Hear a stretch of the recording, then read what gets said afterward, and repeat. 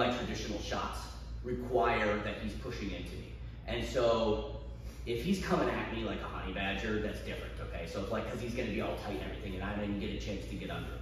But if we were just doing your typical wrestling, we're trying to feel each other out and stuff, if he's pushing me, watch my feet here, most people, they take a big step to stop him, okay? And so if he's pushing me, watch my feet again, and so he's pushing me and I just have to stop him, that's when he snaps, okay? It's when, and you'll get better at feeling this, but when he's backing up, and he takes that step, that's when you are anticipating he's gonna push back. And that's where all your classic shots come from and everything. So if I want a high crotch, for example, and I'm pushing him back, and then he takes this big step, okay? That's when I disappear, that's when he falls over me, okay? He's gonna fall over me because his weight was already transferred that way. So, you're gonna have to practice all your shots knowing full well that in order, and you're going to be circling, it's not going to be linear like this, we're going to be all over the place, but if I'm here, turn this way, but see, watch, if he just does it snap down again, when he pushes into me, and I take this big step, that's when I was off balance, right? And that's when he can really take advantage of that off balance. So if he's not engaging with you, we'll cover that in the next video. That's a whole different thing, because in wrestling, don't worry about it, because if he's not engaging with you, he's going to get hit for stalling over and over again. It is common though in jiu-jitsu, and I'll talk about 2 different takedowns that I think will really help you with that.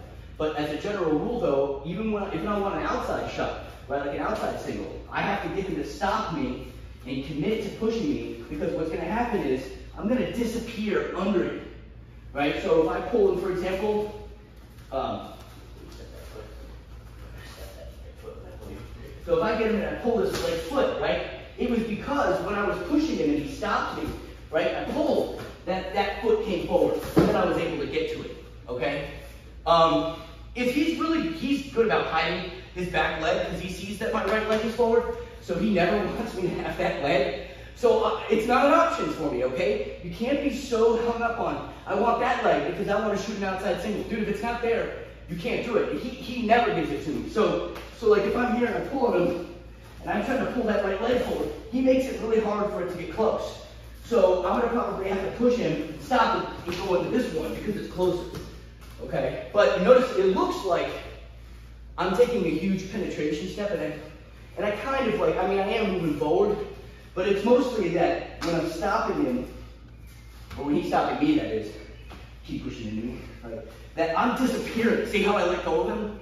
When he flew over me, okay? And that's where if I don't clear his body, because he's a good wrestler, and I go to take a shot and he catches me with his chest, then he's just gonna stuff me, see? Like that. So yes, I do have to lower my level and get up underneath him, right? But it's just wrestling. He doesn't have to give it to me. In fact, he shouldn't.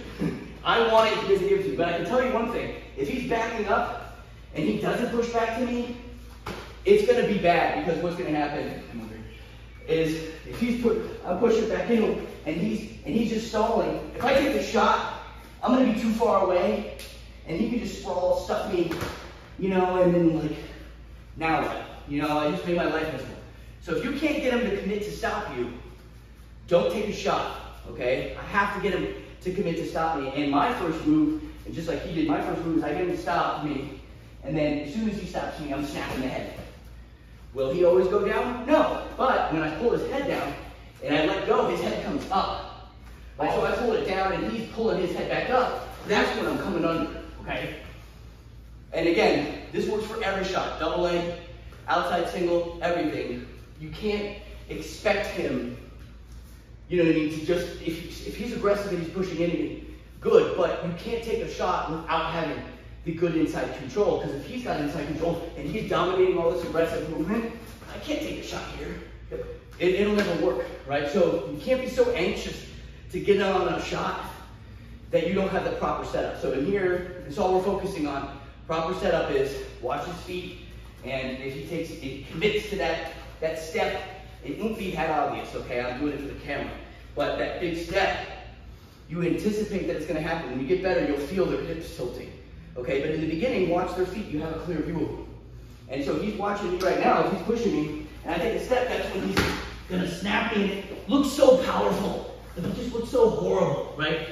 And all that momentum, spinning behind, chopping the arm, like, so that's coming off of my energy pushing back into him, and everything, judo, any jiu-jitsu move that you do, if you're arm dragging from the sitting position here, you know, if you've ever done this and you just like telegraph it, you try to pull somebody's arm, they just posture up and it doesn't work. You know, you'd have to commit to pushing into them so that they push back for it to work. Okay, so that create the motion first when they react. And so you're in the driver's seat of creating all that motion.